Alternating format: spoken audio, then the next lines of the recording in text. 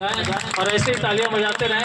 हमारे एक मुख्य अतिथि चले गए, मैं मुख्य अतिथियों का भी सम्मान करता हूं, बड़े ही आदर से उन्हें प्रणाम करता हूं, उनके चरणों को प्रणाम करता हूं, उनके चरणों की धूल को प्रणाम करता हूं, उनके धूल के एक एक अणु को प्रणाम करता हूं, उस अणु के परमाणु को प्रणाम करता हूं और परमाणु के साथ साथ उसके इलेक्ट्रॉन, प्रोटॉन, न्यूट्रॉन को भी प्रणाम करता हूं।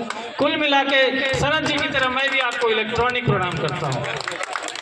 तो आइए मित्रों, कवि सम्मेलन से जुड़े और शरद जी के प्रयास से जुड़े। शरद जी बहुत मेहनत करते हैं कवि सम्मेलन के मंच को उठाने के लिए, कविता के मंच को उठाने के लिए।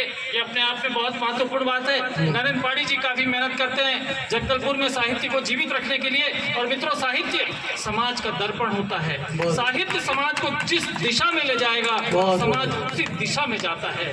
और मैं ये कोई भाषण नहीं दे रहा हूँ, कोई लेक्चर नहीं दे रहा हूँ, ये बिल्कुल यथार्थ है, ये बिल्कुल सत्य है। और इस सत्यता के साथ इस कार्यक्रम में मैं आपको ये प्रमाणित भी करूंगा और पूरा प्रयास करूंगा कि आप जब यहाँ से जाएं, इस कवि सम्मेलन से जाएं, तो कुछ ना कुछ हासिल करके जाएं, कुछ ना कुछ लेकर जाएं, आपको कुछ प्राप्त हो।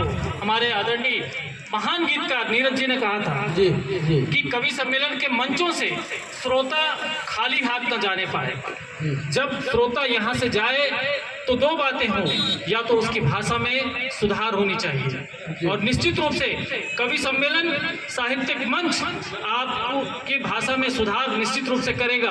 और हिंदी साहित्य का मंच तो निश्चित रूप से ही आपकी भाषा को, आपकी जो वेदना है, आपकी जो संवेदना है, उसको निश्चित रूप से ऊंचाई पर ले जाएगा।